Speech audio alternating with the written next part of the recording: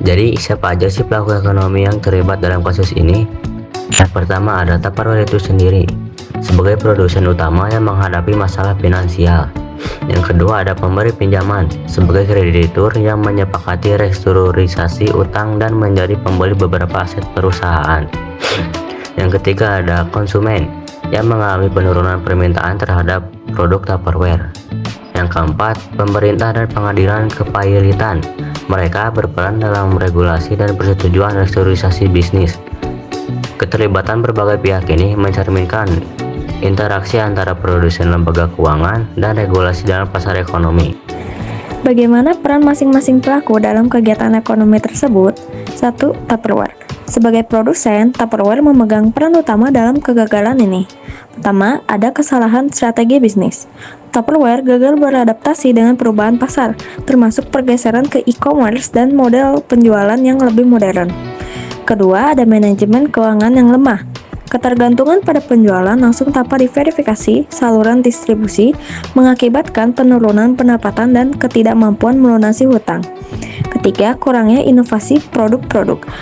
Produk mereka tidak lagi kompetitif dibandingkan dengan alternatif yang lebih murah dan mudah diakses. 2. Pemberi pinjaman. Pemberi pinjaman seperti bank atau institusi keuangan turut berperan karena memberikan modal kerja yang akhirnya tidak dapat dilunasi oleh Tupperware. Pemberian utang dengan risiko tinggi, kreditur memberikan pinjaman meskipun Tupperware sudah menunjukkan tanda-tanda penurunan performa finansial.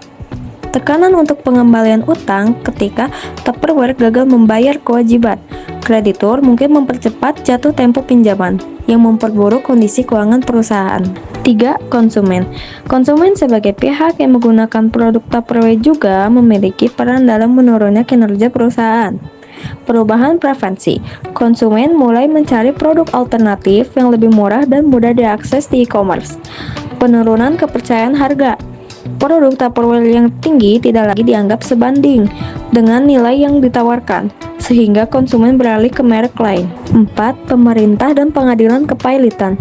Sebagai regulator dan pengawas sistem ekonomi, pemerintah dan pengadilan kepailitan berperan dalam proses kebangkrutan Tupperware. Pertama, pengawasan regulasi.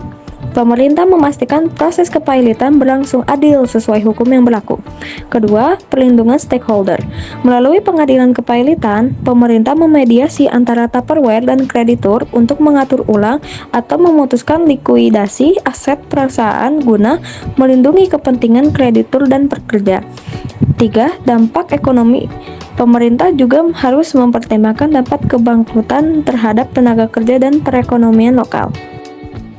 Nah, yang ketiga yaitu apa saja tantangan atau kendala yang dihadapi oleh para pelaku ekonomi tersebut. Nah, tantangan yang dihadapi para pelaku ekonomi dalam kasus kebangkrutan Tupperware yaitu yang pertama ada Tupperware atau perusahaannya itu sendiri. Nah, tantangannya yaitu ada penurunan penjualan, kesulitan keuangan, dan lambat beradaptasi dengan tren pasar seperti digitalisasi dan produk ramah lingkungan. Yang kedua ada pemberi pinjaman, yaitu resiko gagal bayar utang dan kerugian finansial. Nah, yang ketiga yaitu ada konsumen, yaitu kesulitan mengakses produk dan menurunnya kepercayaan terhadap merek. Nah, yang terakhir yaitu ada pemerintah atau pengadilan, yaitu beban proses hukum kepailitan dan dampak sosial seperti pengangguran akibat kebangkrutan. Solusi apa yang dapat diterapkan untuk mengatasi tantangan yang ada? Yang pertama ada diversifikasi produk. Tawarkan produk baru yang inovatif dan ramah lingkungan. Yang kedua, pemasaran digital. Manfaatkan platform digital dan media sosial untuk menjangkau pasar yang lebih luas.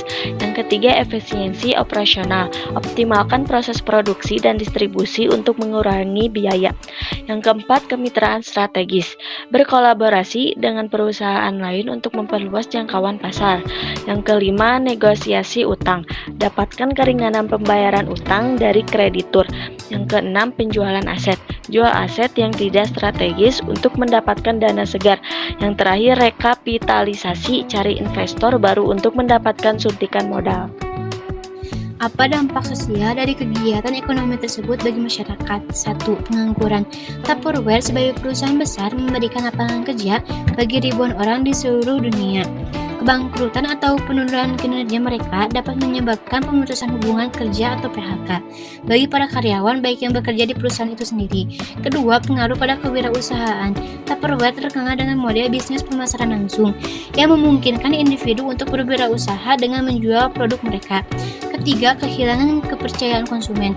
Tupperware telah lama menjadi merek yang dikenal luas.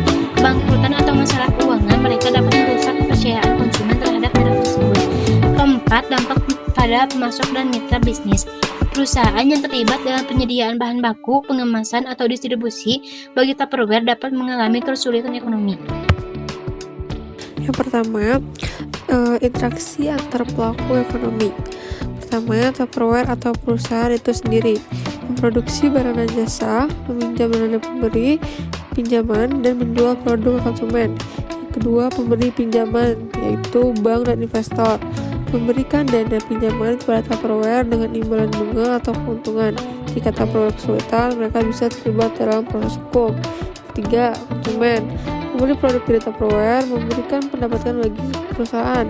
Permintaan konsumen memengaruhi kelangsungan bisnis. Keempat, pemerintah menerima pajak dari Tupperware dan mengatur kebijakan yang memengaruhi pasar dan konsumen. Bisa memberikan bantuan jika perusahaan kesulitan. 5.